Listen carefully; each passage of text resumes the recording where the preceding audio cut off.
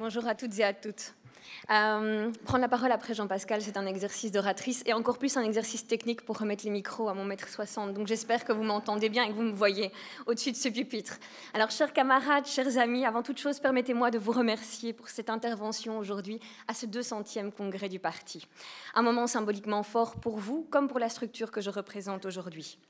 2022 résonne comme une année particulière pour les femmes prévoyantes socialistes puisqu'elle correspond à notre 100e anniversaire. Nous sommes nés en 1922 dans le contexte des luttes ouvrières, aux côtés et grâce au soutien de la mutualité et des grands acteurs de la gauche. Nous sommes nés de la volonté de femmes, issues des milieux ouvriers, sous la forme de caisses primaires mutualistes. Nous sommes nés d'une revendication claire, nous sommes nés d'une volonté forte, celle d'avoir accès à des droits fondamentaux en matière de logement, d'alimentation et de santé.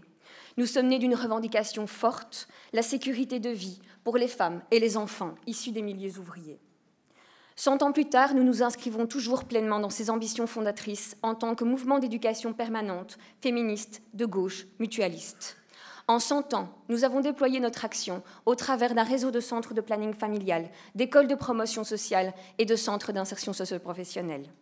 En 100 ans, nous avons fait du chemin à vos côtés, main dans la main, au travers de luttes partagées et pour certaines gagnées. Ce parcours historique laisse toutefois un goût amer. Amer car force est de constater que les urgences d'hier sont encore trop semblables à celles d'aujourd'hui. Aujourd'hui, partis, syndicats, mutualités et associatifs, nous devons faire face ensemble à des enjeux similaires, à des enjeux connexes. Nous devons redonner toute sa dimension forte à la notion de corps intermédiaire que nous incarnons. Nous devons nous organiser, nous devons prendre position ensemble, nous devons oser la radicalité. Nous devons incarner la convergence des luttes, bannir la hiérarchisation des combats et le marchandage politique sur le dos des unes et des autres. Nous devons être force de mobilisation et de militance. Pour ce faire, nous devons recréer, restaurer la confiance accordée par les citoyennes et les citoyens envers les corps intermédiaires. Nous devons être audacieuses, créatives. Nous devons recréer, repenser les espaces démocratiques qui permettent l'expression du plus grand nombre. Et nous devons être exemplaires en incarnant les valeurs et les débats que nous portons. Nous, partis, syndicats, mutualités et associatifs, nous devons défendre un projet de société qui vise à améliorer les conditions de vie de toutes et tous à travers l'égalité de droits et de faits entre les femmes et les hommes. C'est un fondamental. Il convient pour nous toutes et tous, membres de l'action commune, de prendre conscience, de prendre en compte les discriminations croisées, rencontrées et vécues par les femmes, car il s'agit bien des femmes et pas de la femme. Cumulées au sexisme, certaines femmes, dont peut-être vous, ici dans la salle, vous devez composer au quotidien avec le racisme, le validisme, la lesbophobie, l'agisme ou encore la grossophobie. Reconnaître l'existence de plusieurs systèmes de domination au sein de la société qui maintiennent et reproduisent l'oppression des minorités est une nécessité.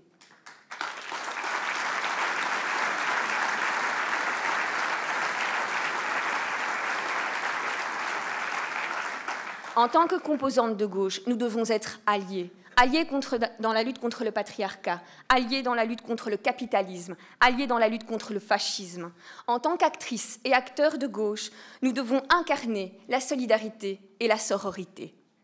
Ensemble, nous devons participer à la création des conditions collectives au sein de la société, mais également au sein de nos propres organisations, permettant à chaque individu de participer à la prise de décision, de faire entendre sa voix. En d'autres termes, l'action commune doit se définir comme féministe, intersectionnelle et inclusive, dans ses combats et ses discours, mais également dans sa pratique à l'intérieur même de ses rangs. N'ayons pas peur de faire notre examen de conscience. L'une des forces du socialisme est de ne pas se reposer sur ses acquis et d'oser se poser des questions. Alors posez-vous la question. Posez-vous la question de la représentation des femmes au sein de vos lieux de représentation et de décision. Et je parle bien des femmes dans toute leur diversité.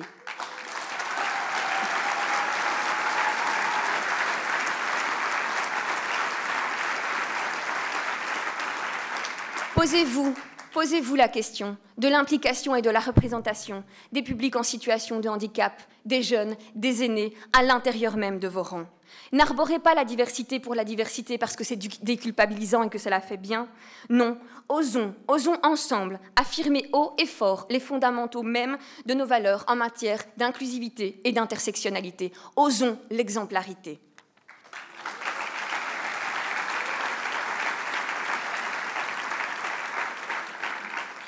On le sait, je ne vous apprends rien, l'horizon 2024 s'annonce complexe. Pour bon nombre de nos publics, la perspective n'est pas 2024, l'urgence elle est sur le aujourd'hui, demain, cet hiver.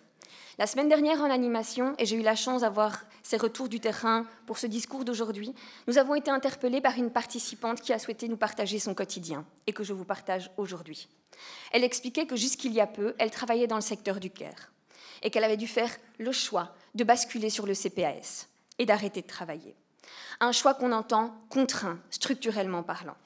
Cette dame raconte qu'elle travaillait à temps partiel, en horaire décalé, ce qui est généralement le cas des travailleuses du care. Elle est maman solo et ne dispose pas d'un véhicule personnel. Elle a 2 enfants. Le premier est à l'école. Elle doit trouver régulièrement des systèmes de garde quand il est malade, à la sortie des écoles ou pendant les vacances scolaires. Le second est à la crèche. Une crèche dont les horaires ne coïncident pas avec la réalité professionnelle de la travailleuse. Une crèche au sein de laquelle il n'y avait pas le nombre de jours souhaités disponibles. Une crèche beaucoup trop éloignée de son domicile, car les autres structures d'accueil affichaient 18 mois d'attente. En animation avec nous, elle découvre une série de droits qu'elle aurait pu activer plus tôt, mais qu'elle ne connaissait pas. Quand on évoque avec elle les démarches administratives à réaliser, elle nous exprime son incapacité à utiliser l'outil informatique. Quand elle se projette sur les mois à venir, elle sait qu'elle devra faire des choix. Pas des choix en matière de loisirs et de bien-être, non. Des choix en matière d'énergie, d'électricité, de chauffage, d'alimentation, de soins de santé.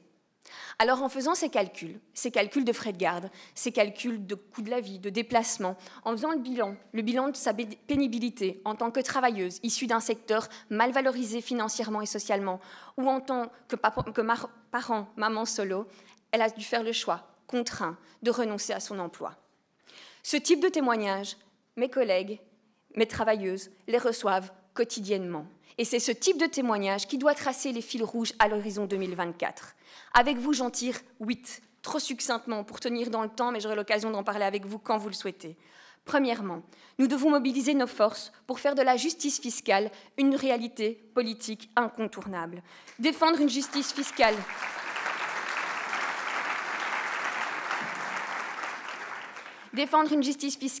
féministe, équitable, harmonisée, c'est défendre notre système de sécurité sociale et garantir l'accès au plus grand nombre aux services publics et aux soins de santé. Deuxièmement, Jean-Pascal l'a évoqué, en matière de lutte contre la pauvreté, nous devons agir en faveur de la suppression du statut de cohabitant, une mesure discriminatoire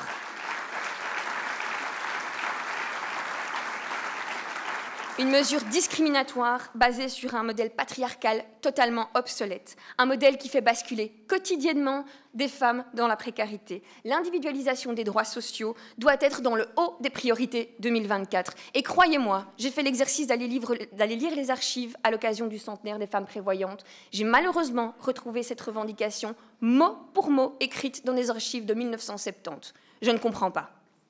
Troisièmement, l'urgence est à la revalorisation des métiers, à la revalorisation financière et sociale des métiers dits féminins, tels que ceux du care. Considérés à juste titre comme essentiels, applaudis dans les rues, c'est un secteur qui, aujourd'hui, reste marqué par la précarité et la pénibilité. Quatrièmement, nous devons redoubler d'investissements dans l'accès au logement, à l'éducation et dans les politiques familiales, avec toujours cette attention particulière au cumul des discriminations auxquelles certaines femmes doivent faire face. Le droit à vivre dignement ne doit pas être réservé à des privilégiés, à une poignée de privilégiés, il doit être la réalité du plus grand nombre. Cinquièmement, nous devons mettre en place toutes les mesures nécessaires pour que la transition écologique et environnementale ne soit pas source de discrimination. On le sait, nos publics les plus fragilisés sont ceux qui sont le plus exposés au changement climatique, qui ont un moindre accès à un environnement de vie sain et ont une plus faible capacité d'équipement. Sixièmement, Nous devons accorder une attention toute particulière à l'accessibilité des soins de santé pour les femmes. Les femmes vivent quotidiennement des inégalités en matière de santé, et ce, tout au long de leur parcours. Elles sont également beaucoup plus nombreuses que les hommes à renoncer à des soins de santé. Et quand on regarde l'investissement et les recherches en matière d'innovation notamment, on se rend compte que la santé des femmes fait trop faiblement l'objet d'investissements, comme l'en atteste l'errance médicale des femmes qui souffrent d'endométriose.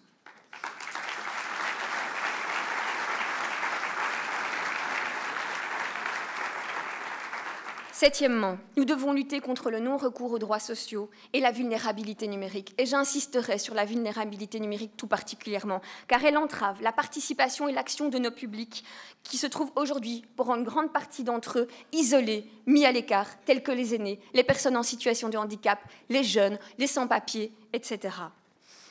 Huitième, dernièrement mais non des moindres, et s'il vous plaît, mettez-le à votre agenda. Nous devons assurer une vigilance toute particulière aux droits sexuels et reproductifs des femmes. L'actualité américaine nous prouve que les droits des femmes ne sont jamais acquis. Il est urgent de considérer l'accès à l'avortement comme un réel enjeu de santé publique.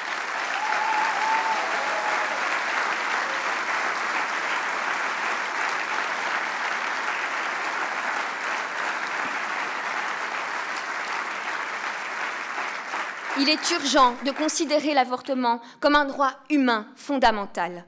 Il est urgent, en Belgique, d'améliorer les conditions d'accès à l'avortement en révisant notamment les délais légaux en la matière, tout comme il est urgent de dépénaliser réellement la pratique de l'avortement en Belgique. La Belgique doit être un exemple. La Belgique doit permettre aux femmes de pouvoir disposer pleinement et librement de leur corps. Alors, camarades,